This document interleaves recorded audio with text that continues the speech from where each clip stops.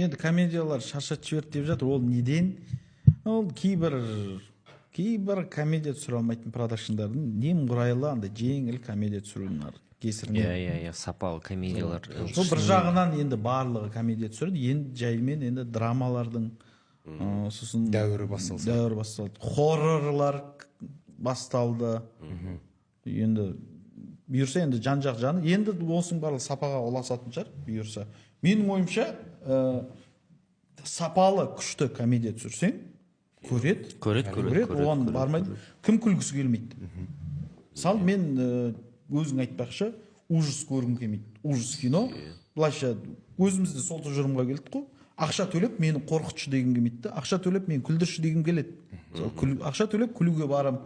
Бірақ қорқу үшін не аламын? Қорқу үшін тау жаққа шығып кетті, тұр бір өзің далбан сияқты қорқасың, кәдімгі дірілдейді, бір өзің қалып кетсең, жарты сағаттан кейін шығасың ғой, кәдімгі сол сияқты. На любителя ғой. На любителя. Бірақ просто ондай жанрдың любительдері көп па бізде? Мысалы, Америкада кәдімгідей жаңағы как этот зомби. Зомби дейтін ол бір культура да, мысалы зомби туралы киноның барлығы өте береді. Бізде зомби туралы түсірсең пофиг та.